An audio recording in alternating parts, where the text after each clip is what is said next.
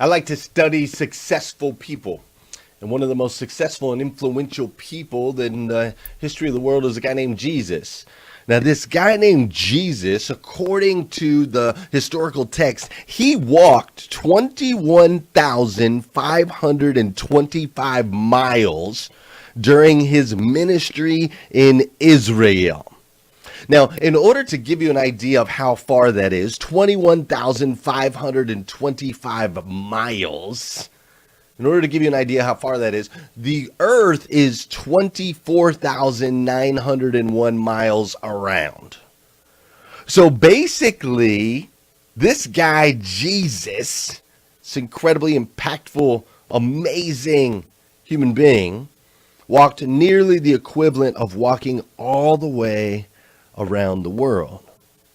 And to give you another example of how far that actually is, if you were to walk 5 hours at an average pace of a mile every 15 minutes, so 4 miles an hour, 5 hours a day, every single day for 3 years, that would be the equivalent of how many miles Jesus put in with his ministry in Israel.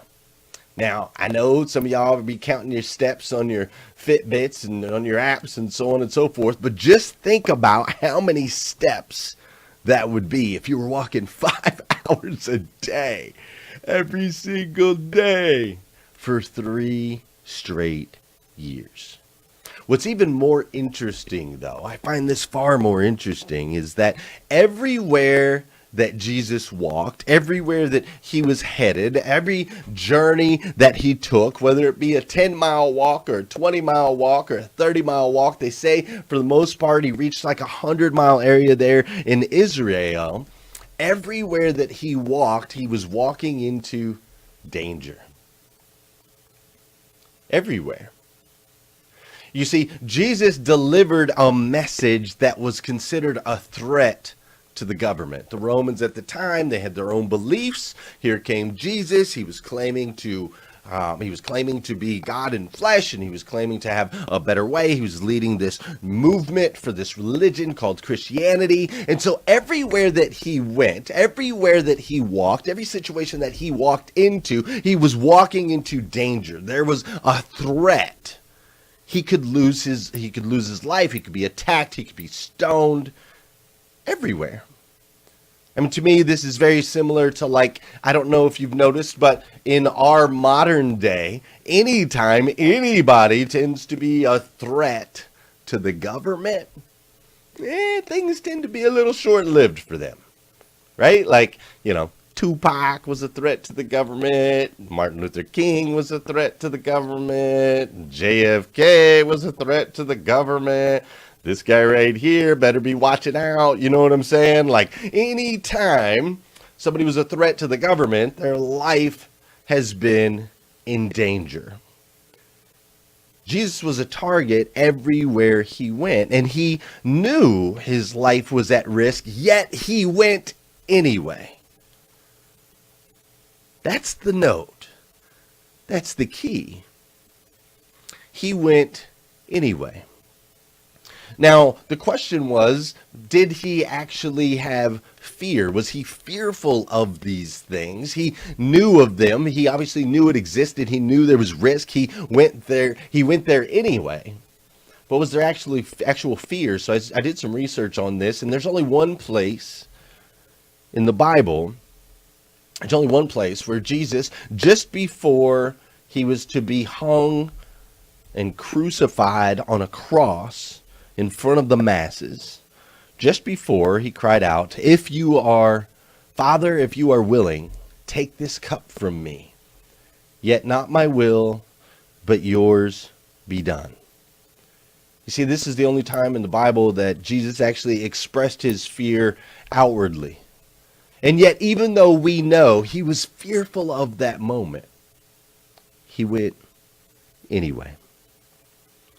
You see, when we talk about Martin Luther King earlier in the week when we talked about him on Monday. It's interesting. He gave a speech called I Have a Dream. And in the speech, they say he basically predicted his own assassination. He knew it was coming. He mentioned that he had been to the promised land and he had seen the future and he had seen all that he was hoping to create. And he knew that we would get there. And he mentioned that he probably would not be there with us.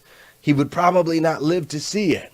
He knew marching in, you see, there had been what was supposed to be in Tennessee. The reason Martin Luther King was in Tennessee when he got assassinated is there was supposed to be a nonviolent rally. There was a bridge, there were 600 people, and it was supposed to be nonviolent. And actually, violence had broke out, and the African-American people that were supposed to be nonviolent were actually fighting back. And so Martin Luther King knew that there was all kinds of turmoil, stuff going on down there in Tennessee, and he was fearful, and he knew his life was at risk, but at the same time, he was so passionate about what he believed, his ministry. He was so passionate about it that he went anyway. I don't want you to miss this. Both Jesus and Martin Luther King expressed their fears, yet they went anyway. The reason is they both believed that their actions would save all of humanity. Now, your fears are likely not as dramatic, right? Like, your fears are probably, you might be afraid of being embarrassed, or maybe you have a fear of failure. Maybe you have a fear of going live on Facebook at 5:30 in the morning, like I used to long ago. Maybe you have a fear of being wrong, or you have a fear of being looked down upon, or maybe even you have this thing called phobophobia. Phobophobia is a phobia. It's an extreme fear of something. Then there's phobophobia, which is the fear of having a phobia or something to fear. Compared to the other kinds of phobia, which are caused by stimuli, there are no fear triggers in the observable environment which may trigger this. But a person has this psychological state when he or she fears having a fear so much that this phobia has developed. Go ahead and try to process that one this morning. But listen, my friends. You guys are like, what? Go ahead. It is way too early to try to break down phobophobia. I'm with you, but hey, we did it anyway. Listen, in order to become the type of person that devours your desires, I mean aggressively, right? Aggressively, hungrily, and eagerly attacks your desires, you must equally, eagerly, and hungrily attack your fears. The fear is real. It goes back in history as long as is documented. Fear exists. The difference is those who truly want to devour their desires in life, they push through those fears. They don't let it stop them. They go anyway. So how do they do that? I want to break down. It's just 3 simple things that I want you to walk away with today. Hello, Sheila Marie. Great to see you. There are just 3 simple ways that you can attack the fears that you have, the things that are holding you back. 3 simple ways that you can attack that so you can ultimately devour your desires as well. The first thing is I need you to stand boldly in the face of fear. I read a story, there's like 36,000 black bears, and as the story goes, people in that community know that if you're ever approached by one of these bears, these massive bears, typically taller than the average man, if you're ever approached by one of these bears, you are to stand boldly. Actually, they even recommend that you fight the bear for real. Isn't that crazy?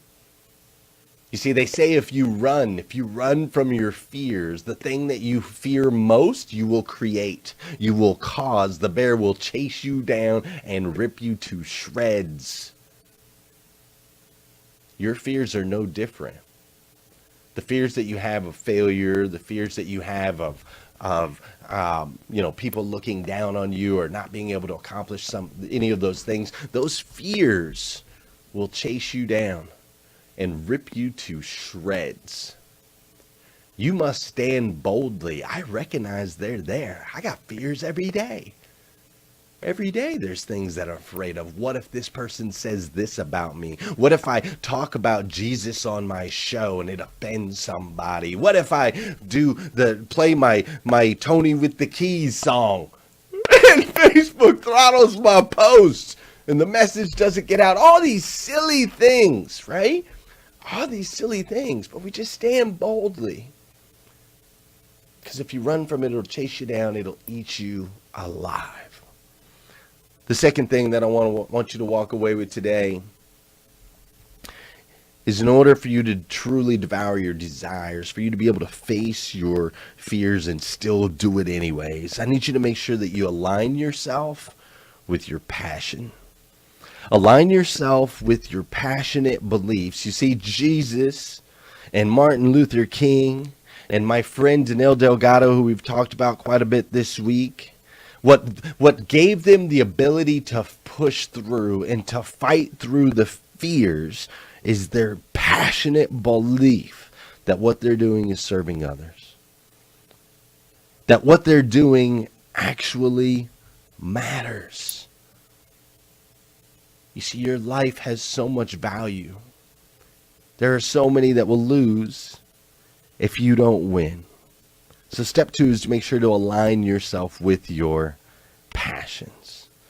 The third and final step to facing your fears and still making through to go through. We're going to learn from my man, Mr. Les Brown, this morning. And that is, you need to realize that fear is simply false evidence appearing real. What are your fears? What are you afraid of? What are you scared of? Because we all have fears, don't we? We all have something that's blocking us, that's holding us back.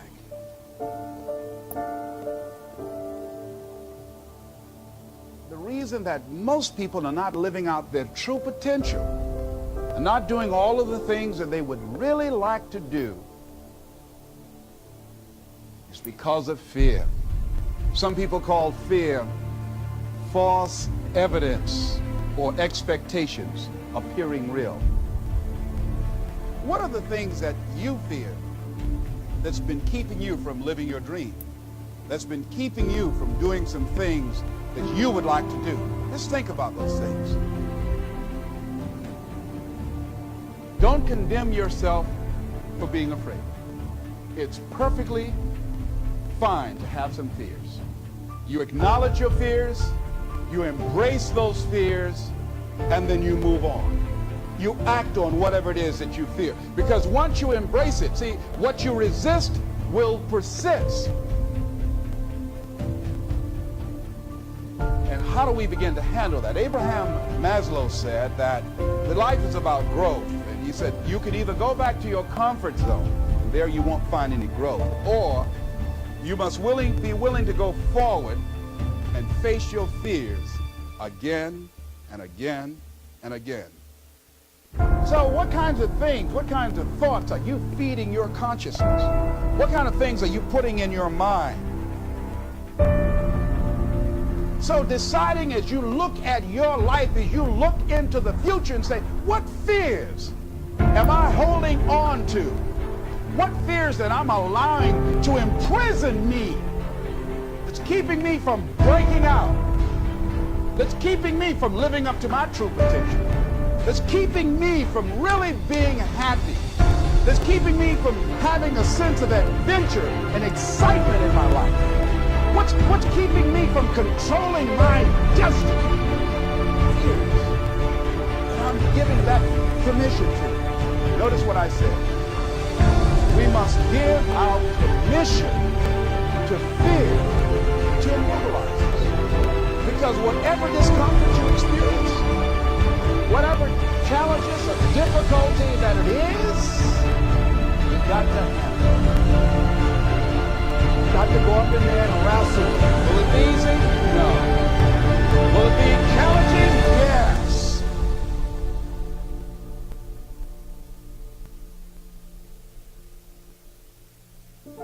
And the majority of the fears that we have are not life or death fears. They're not those kind of fears. But through our imagination, we blow them out of proportion and we give them more power than they actually have or deserve, and we permit them to govern our lives. I'm with you, Michael Guthrie.